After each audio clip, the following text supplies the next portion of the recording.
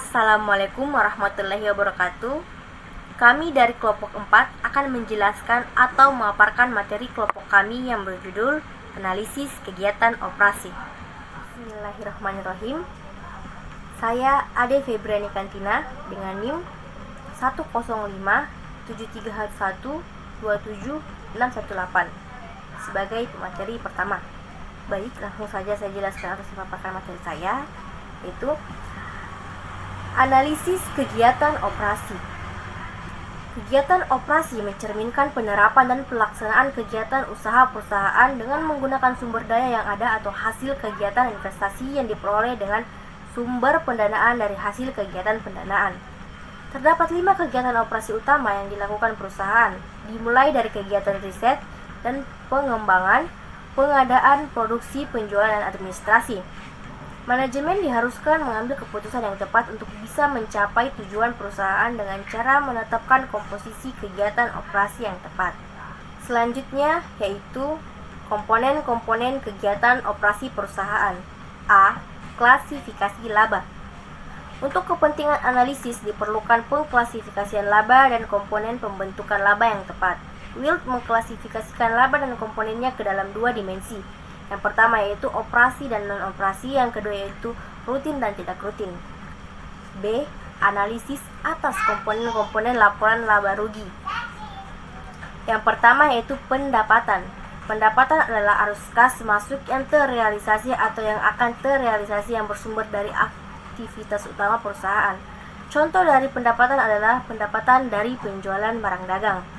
Yang kedua yaitu beban. Beban adalah arus kas keluar yang terrealisasi atau yang akan terrealisasi atau penurunan manfaat ekonomi perusahaan atau aktiva yang digunakan untuk melaksanakan kegiatan utama perusahaan. Contoh dari beban adalah beban gaji dan beban depresiasi.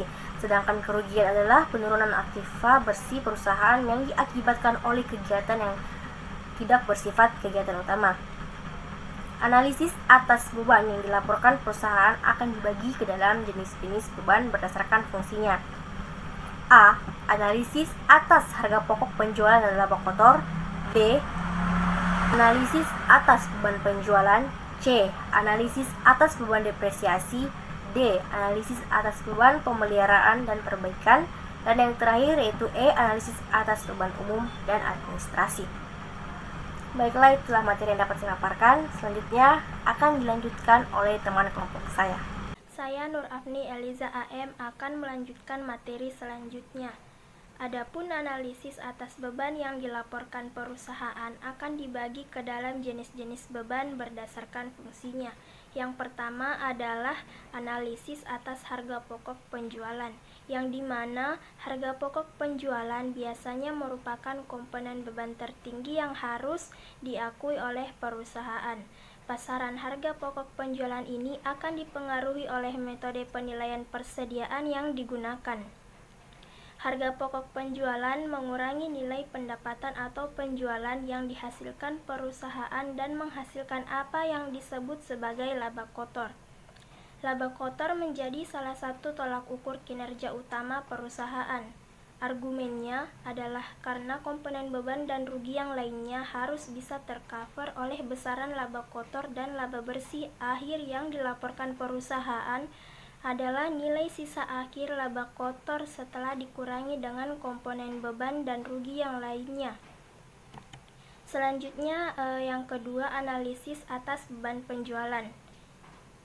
Terdapat 3 hal utama yang harus diperhatikan secara khusus, yaitu yang pertama, analisis hubungan antara beban penjualan dan pendapatan. Hubungan antara beban penjualan dan pendapatan sangat bervariasi antar perusahaan industri. Untuk beberapa perusahaan dan industri, komponen beban penjualan terbesar terdiri atas beban yang bersifat variabel berupa komisi. Yang kedua, analisis atas beban piutang tak tertagih. Beban piutang tak tertagih biasanya dikategorikan sebagai beban penjualan karena besaran beban piutang tak tertagih berhubungan dengan tingkat penyisihan piutang tak tertagih. Maka merupakan langkah penting yang bisa kita lakukan adalah dengan cara menganalisis hubungan antara penyisihan piutang tak tertagih dengan nilai piutang usaha. Dan yang ketiga, analisis atas tren dan produktivitas beban pemasaran atau future directed, yang dimana beban pemasaran tertentu yang dikeluarkan oleh perusahaan bisa memberikan manfaat bagi perusahaan untuk periode berjalan maupun yang akan datang. Namun merupakan hal yang sulit untuk dilakukan menilai manfaat hubungan pemasaran yang di masa yang akan datang. Di samping itu, besaran beban ini biasanya bersifat diskretioneri atau bersifat sangat tergantung kepada kebijakan perusahaan. Yang ketiga adalah analisis atas beban depresiasi. Beban depresiasi biasanya merupakan beban yang memiliki proporsi nilai yang substansial.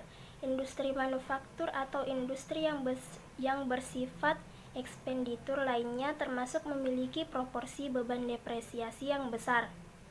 Meski demikian, besaran beban depresiasi sebenarnya tidak memiliki hubungan langsung dengan laba yang dicapai perusahaan karena biasanya beban ini bersifat fixed. Hubungan yang lebih bisa diartikan adalah dengan cara menghubungkan beban depresiasi dengan aktiva tetap yang dimiliki oleh perusahaan.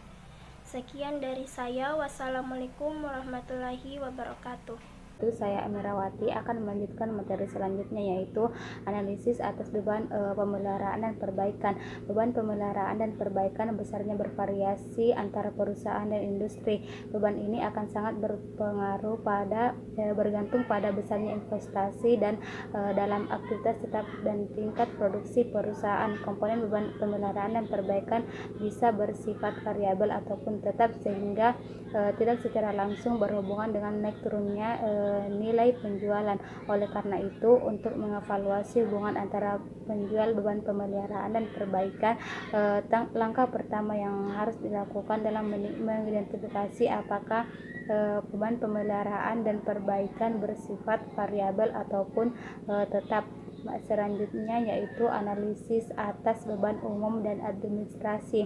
Pada umumnya beban umum dan administrasi bersifat tetap karena umumnya yang menjadi komponen utama beban umum dan administrasi adalah beban gaji dan beban sewa. Kecenderungan yang terjadi adalah adanya peningkatan beban umum dan administrasi, terutama saat perusahaan mengalami masa-masa keemasan. Analisis yang harus diperhatikan adalah atas tren dan persentase beban umum dan administrasi dibandingkan dengan pendapatan yang diperoleh. Selanjutnya yaitu analisis kegiatan operasi menggunakan analisis common size dan index number. Secara umum melakukan analisis atas kegiatan operasi dilakukan terutama dengan melihat dan menghubungkan beban dengan pendapatan yang diperoleh perusahaan. Dua alat utama yang bisa digunakan untuk analisis ini yaitu adalah analisis common size dan index number. Analisis laporan laba rugi common size. Dengan analisis ini kita akan membagi angka komponen laporan laba rugi dengan nilai penjualan. Hasil dari pembagian ini akan dinyatakan dengan persentase. Dengan cara ini kita bisa mendapatkan informasi mengenai proporsi sebuah komponen dan subkelompok komponen laporan laba rugi. Saya Suci Ramadhani akan melanjutkan materi tentang analisis DuPont. Metode DuPont merupakan alat analisis yang dilakukan dalam analisis atas tiga kegiatan utama perusahaan, yaitu kegiatan pendanaan, investasi, dan operasi. Untuk melakukan analisis, metode DuPont membutuhkan gabungan dua data laporan keuangan sekaligus, yakni laporan laba rugi dan neraca. Pada tahap pertama, metode DuPont memecah rasio profitabilitas yang diukur dengan return on asset atau ROA menjadi dua rasio keuangan, yaitu net profit margin dan asset turnover. Rumus dari tiga rasio tersebut yaitu: pertama, ROA sama dengan net income per asset. Dua, yaitu net profit margin sama dengan net income per sales. Ketiga, yaitu asset turnover sama dengan sales per asset. Dengan memecah rasio profitabilitas ROA menjadi dua rasio keuangan, yaitu net profit margin dan asset turnover, analisis DuPont akan memberikan gambaran secara sekaligus tentang bagaimana perusahaan mencapai profitabilitasnya. atau ROA dilihat dari kemampuan perusahaan menghasilkan profitabilitas atas penjualan yang dilakukannya atau kegiatan operasi, dan sejauh mana perusahaan bisa mencapai efisiensi dalam memanfaatkan aktiva yang dimilikinya untuk menghasilkan penjualan atau kegiatan investasi. Tahap kedua yaitu metode DuPont mencoba menghubungkan rasio-rasio tersebut dengan rasio profitabilitas return on equity atau REO dengan menggunakan rasio financial leverage yang menunjukkan perbandingan jumlah pendanaan eksternal dan internal yang digunakan oleh perusahaan. Dengan memasukkan komponen financial leverage, kita bisa mengevaluasi pengaruh keputusan sumber pendanaan terhadap tingkat pengembalian yang akan diterima oleh pemilik perusahaan. Rumus dari kedua rasio tersebut yaitu pertama, ROE sama dengan ROA dikali financial leverage. Dua yaitu financial leverage sama dengan aset per stockholder equity.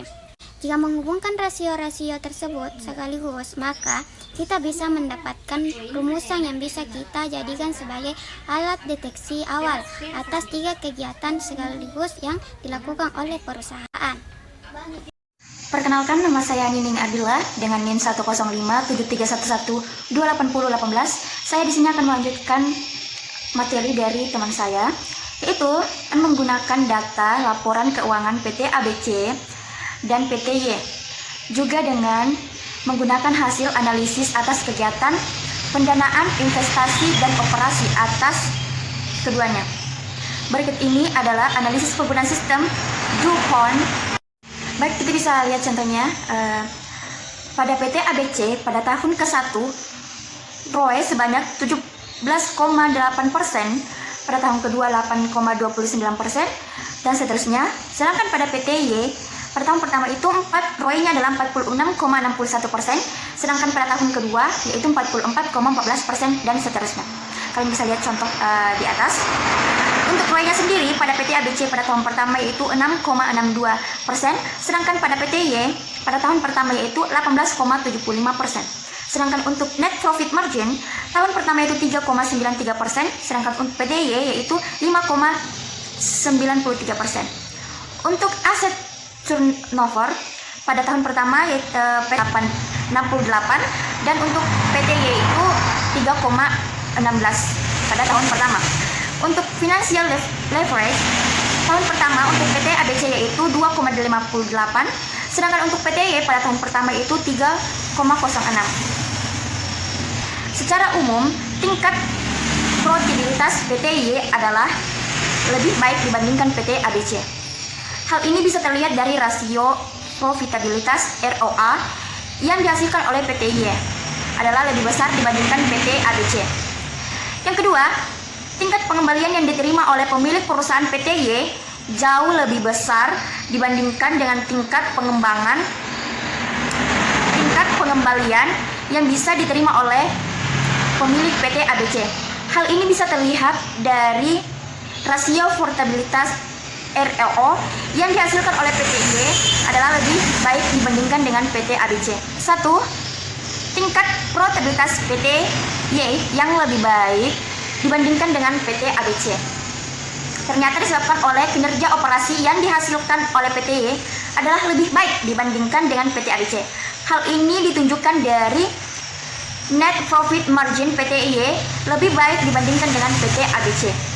Kedua, tingkat profitabilitas PT Y yang lebih baik dibandingkan dengan PT ABC ternyata disebabkan oleh kinerja investasi yang dihasilkan oleh PT Y adalah lebih baik dibandingkan dengan PT ABC. Yang ketiga, tingkat financial leverage PT Y lebih rendah dibandingkan dengan PT ABC. PT ABC sebenarnya, dengan semakin tinggi financial leverage, maka semakin besar proporsi pendanaan yang bersumber dari eksternal atau pinjaman.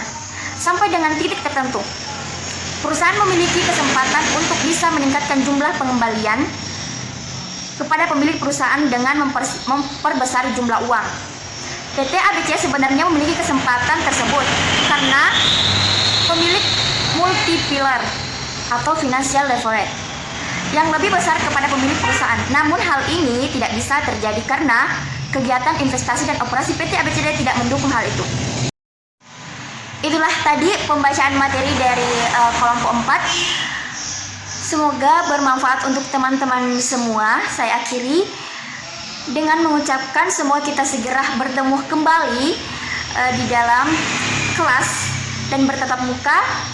Wassalamualaikum warahmatullahi wabarakatuh.